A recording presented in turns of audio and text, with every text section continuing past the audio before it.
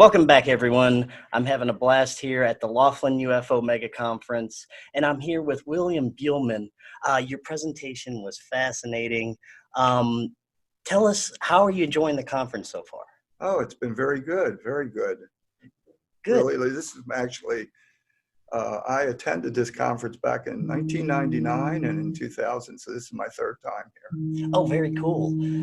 Now, your presentation was about out-of-body experiences and how we can experience our multidimensional selves. Tell us a little bit about how you would define an out-of-body experience.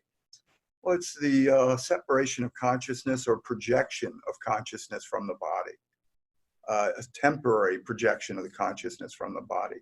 That's essentially it. Most people are unaware of that we have the ability to self-initiate this experience. It's quite a profound experience that can, by learning certain easy to do techniques, everyone has the ability to leave their bodies because we're not our bodies. It's that simple. We're all going to exit our bodies. People forget this sometimes. We're Right. just temporarily inhabiting and using a biological body. So it only makes sense, since it isn't us, that we should have the ability, with some practice, to explore beyond the limits of this temporary body. Yes. And most people also don't realize that just beyond the spectrum of our vision is a whole other universe teeming with life, right? Absolutely. That's one of the points I really tried to make clear at this conference, is that the universe is teeming with all forms of life.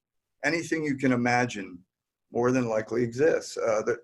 And we have to get over this concept of just labeling everything just because of the form.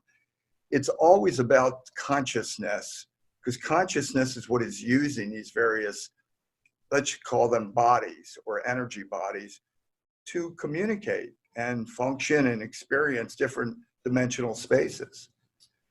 But at its core, it's about consciousness, and not about the obsession today with the outer shape of what it is temporarily. Now, even for me, I'd love to try an out of body experience, but the first thing that for me that is preventing is the fear aspect. Do you find that that's usually one of the main things that prevents people from Yes. doing this? Yeah. Unfortunately, fear is subconscious fear, especially. Some people, it's conscious fears. In our society and culture, it's sad but true, but we've been inundated from birth with a lot of fear-based concepts. The movie industry is a billion-dollar industry based on fear.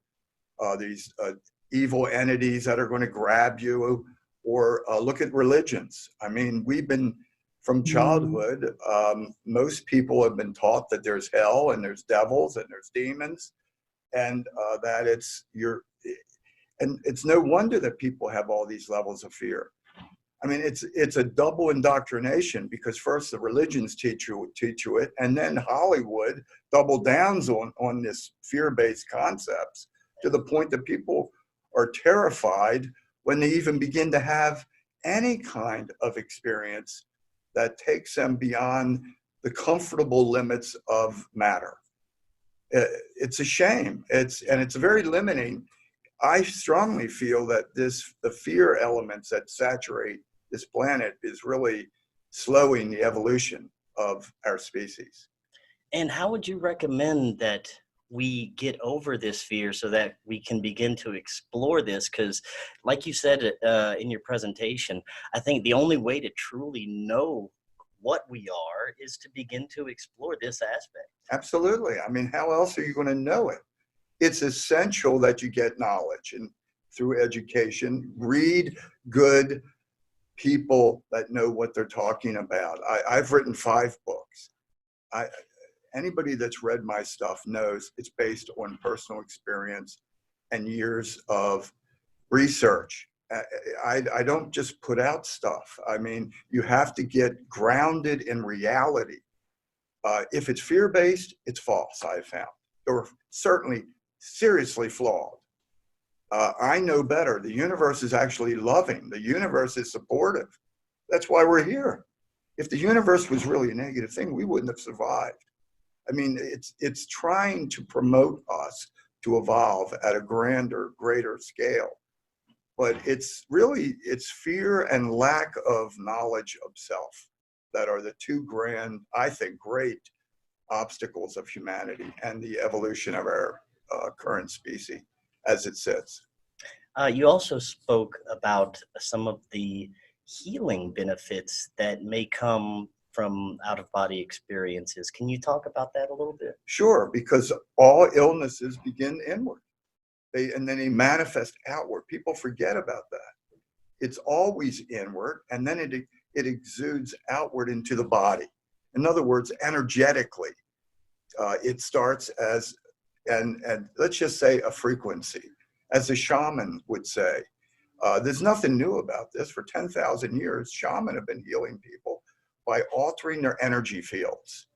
They take feathers and they move energy through the body. They remove blockages, for instance. And by the removing of blockages, which are those inner energy blockages, what I'm speaking of, healing can occur. Because science, when you remove a tumor, you're allowing that healing to occur because you've removed that blockage. And through energy work and through, let's just say, self-initiated experiences, you can affect your energy body. Because we are an energetic species. We're not a species of matter. We're not a biological species at all. We are a non-physical, energetic, vibrational species that is using matter for a temporary period of time to learn and grow. So the result, the purpose, the core of what we are is at its very source can heal us. It can adjust the vibrations. We can heal ourselves from the inside out by making adjustments of our own energy field. The same way the shaman have been doing it for over 10,000 years. So yes, but it's only beginning. Science is only beginning to tap in this idea of frequency as being so important to the end result of how we live in our bodies. And there's really, once you get deep into it, it seems that there's really no limit to the possibilities beyond healing, the powers that we could unlock that are probably been suppressed. I imagine there are factions out there that don't want people to learn this because it could hold such power that they don't need some of these material things that they go through in life that keeps them from exploring this, right? Well, that's true to an extent, but the real detriment to all of these subjects is that humans do not know what they are. I said this in my talk. People, there's 7.5 billion people on the planet. Most people, the vast majority, have no idea where they were before they were born. They have no idea they're on a 90-year journey in matter. They have no idea where they're going. This idea, I'm going to heaven, that's nebulous. Where are you really going? What dimensional space are you going to? And the big one is, what are you? Here, humans don't know what they are and where they're going, but yet they come to these grand conclusions about life and what reality is. If you don't know what you are, you have to learn that first. And you learn that through experience. You're not going to learn that from a book. You learn that by going inward within yourself, by learning techniques that will allow you. And out-of-body exploration is one way. I mean, there's others. There's yoga. There's deep meditation. There's a lot of different methods available today, thank God, where people can explore an inner journey and become more familiar with their multidimensional self and eventually tap into their true self, which I write about in Higher Self Now. This concept of moving inward through, let's just say, through whatever method you choose. My choice is out-of-body exploration. I find it exciting. I find it just mind-blowing. And it keeps my juices flowing. Right. And that's what I love about it. But everybody has their own method. But through affirmations, once you get into a deep altered state, you can say higher self now, or inner self now, or essence now, whatever term is for you important. And then begin to experience these inner aspects of yourself. That's where knowledge is obtained. And through knowledge, you're no longer a pawn. The average human is a pawn of commercialism. They're a pawn of their religion. They're a pawn of all the let's just say, education system, which is, oxymoron in itself, because it doesn't teach anybody about what they really are and where they're going. The point is, humans are all the result of this external stimulus that's very flawed. But once you get your own method, and people have to discover that for themselves. I always tell people, yes, I teach out-of-body exploration, and I have for almost 3 decades now. And for me, it's the path that I've chosen, but it's not for everybody. It's because it takes courage to do this. Some people need a more passive approach, like meditation. You follow me? There's different paths to the same source. Right. And I think that's important to get across. But if you like the excitement of out of body, which it is, it's incredibly exciting once this starts to occur. That's for you. But it's a roller coaster. It's a wild ride. And you have to work on yourself. People don't think about or talk about that. If you're in a fear-based, conditioned, program mindset, and you only believe that you're a hunk of flesh, and that the source of consciousness is a 3-pound mass in your head, you're going to have a tough time going inward beyond that, because you have limit. People limit themselves, but they don't accept it. They always look, oh, this guy did it to me. This organization did it to me. It's never the case. We did it to ourselves by buying in to these false beliefs, these fear-based beliefs, these limiting beliefs. So people have to, I feel it's important to wake up to the fact that we are powerful beings that can obtain the answers. And then you can begin to explore effectively. Yes. Very well said. Mindset is essential. An effective explorer's mindset. And it's seldom talked about. Yes. In other words, it's not techniques. It's about that you have to start with your own mindset and cleanse yourself as much as possible of all the baloney, essentially, all the falsehoods. I said this in my talk last morning, that it's 2 years into my out-of-body experiences. The big mind blower to me was, oh my God, everything I learned from birth was a lie. Just right. About everything. Species. And then you find out, after having multiple out-of-body experiences, that you're beginning to lose your humanoid form. It's like, oh my God, even that was false. Yeah, that's what I was just about to ask you about. I found that fascinating. As the further you went, you realized that you don't have to have this human form. You don't have to use your legs. You don't have to use your arms. No. And you can use the power of your thought to basically do anything, right? And that's how the universe is set up. Because there is no matter. What do you need to be bipedal for? When in a non-physical environment that's thought responsive, think of it. There's no air, there's no mass, there's no gravity. You don't have ear, you don't have resonance, you don't see with biological eyes. There's no air. We are a non-physical species that is evolving through and using form as a tool of evolution. We are not biological beings at all. And it's just a temporary facade, and it's an important experience at this time of our evolution. But it's not what we are. We travel by thought. We communicate. When you leave your body, you don't speak like we're speaking now. We would be thinking to each other. That's the natural way that we would communicate. It's much more elegant, it's much more effective, and it's clear. And that's the natural way. This is actually a primitive way to communicate. My point is that we have to begin to know the rules of non-physical reality and how to function within it. And that's what I write about in my books, about what are the non-physical dimensions like? How do you function? How do you become effective?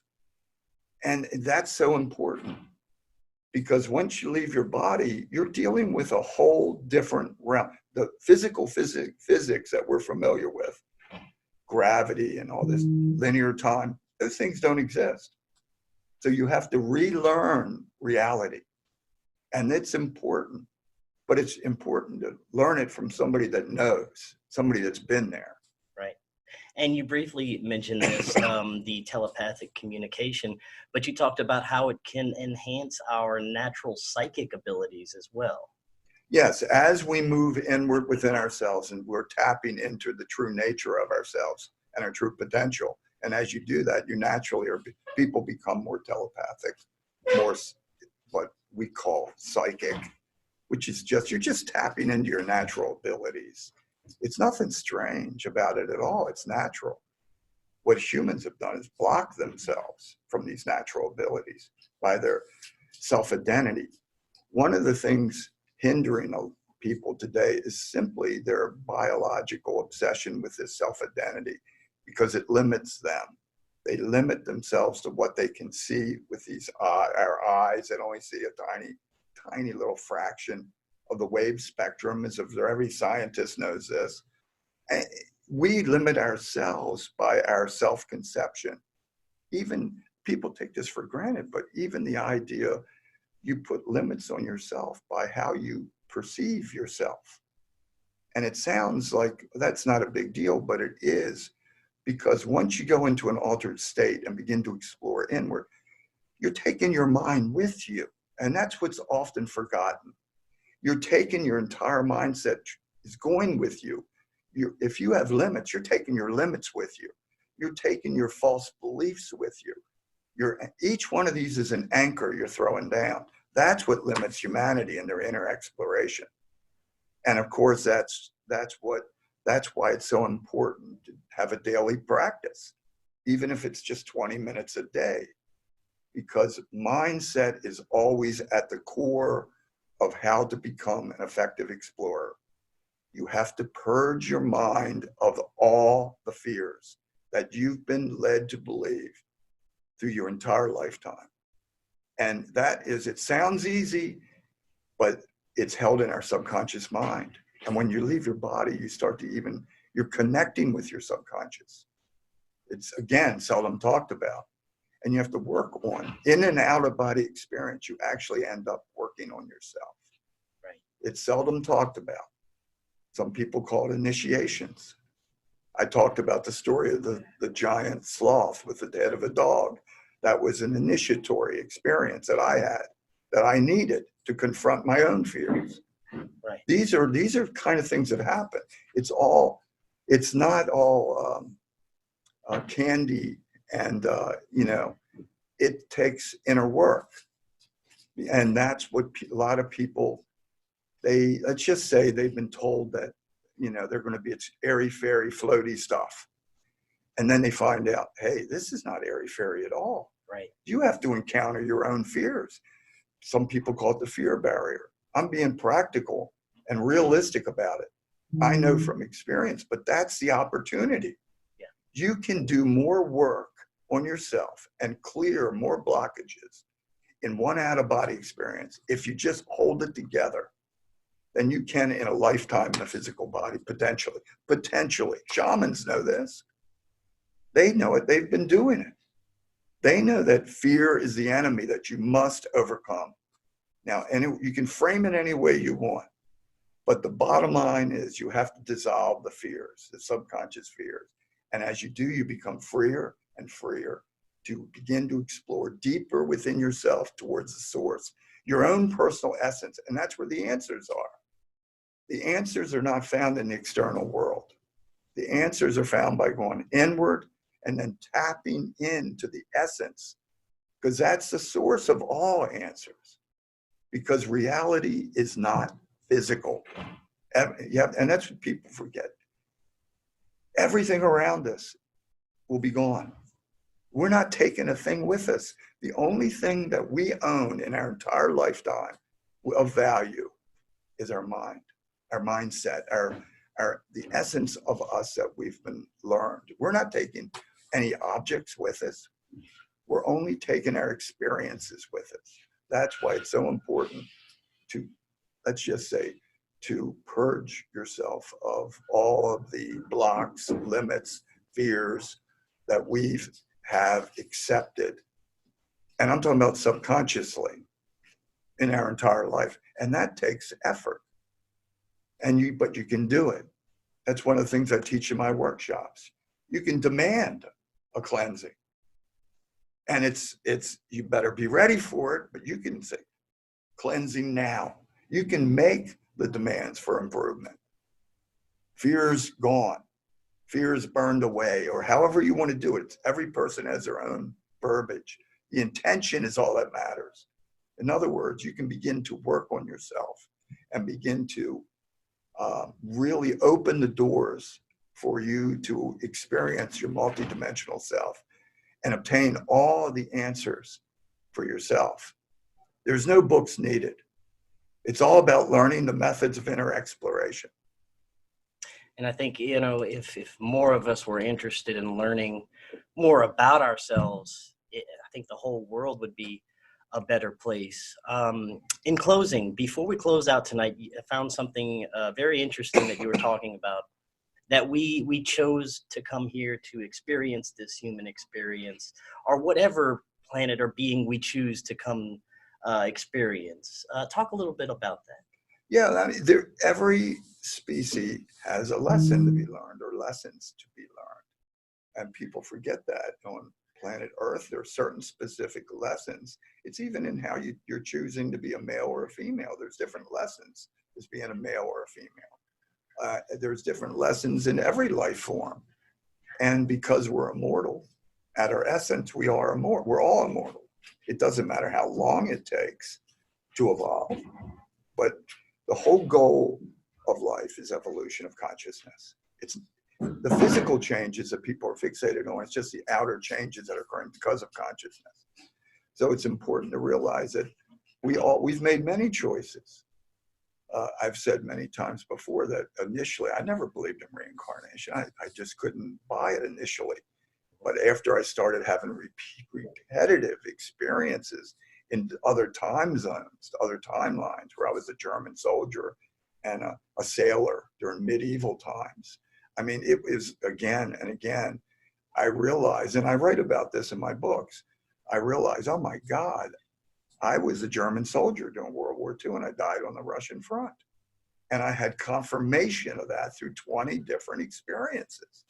And during an out-of-body experience, you can actually ask for it. Don't take I would always tell people, don't take my word for it, because what I experience is important. But we have the ability during an out-of-body experience to center yourself, which is important, center your energy field, and then ask, what was my past life? Don't be shy. And what will happen is you'll find yourself. It's almost like you're there, for lack of a better word. And you can repeat that, and then examine it for yourself. It's pretty wild. It's mind-blowing, because you might see things you don't want to see, or experience things you don't want to see. And then you can, during another experience, you can do it again and see, do you feel, does it resonate with you? In other words, this is not only about exploring your multidimensional self, but confirming the information that you receive, which is very important. It's no theories. There's no conclusions that are made by other people. There is no conjecture. This is about developing your own ability to explore and obtain. That's what makes this so exciting and mind-blowing, because you no longer have to be the pawn of someone else's belief system. You no longer have to be the student, let's say. Most people, entire lives are based on other people's conclusions. Look at philosophy. It's all other people's.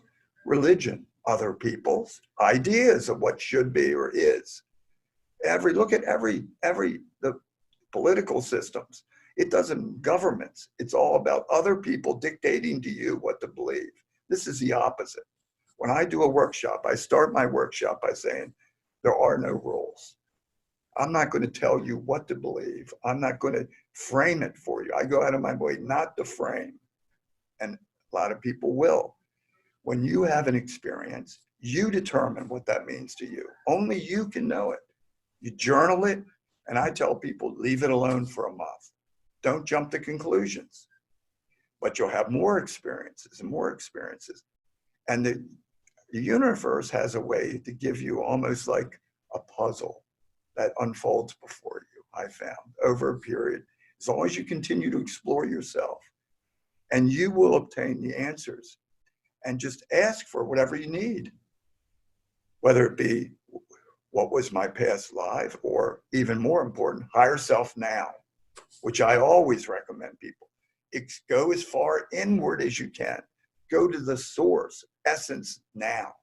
See what happens. You have nothing to lose except ignorance. Right. And that's what's exciting. There is no one dictating to you what should be seen. And I think it's so important to realize that everybody has unique experiences. There is no this is it. It's a multi-dimensional universe that's expanding currently. Trillions of life forms, countless realities. And it's only you can determine what's real for you. Very well said. Thank you so much, William. If anyone is interested in finding out more, where can they go to find your work? Well, the best place is astroinfo.org. That's my website. Okay. That's a lot of free information there, including keys to control. I even have a troubleshooting guide and how to handle situations that arise while you're exploring inward. So there's a lot of, let's just say, information that's helpful. All right. Awesome. Very great information. Thank you so much. Thank you. And enjoy the rest of the conference. Yeah, I intend to.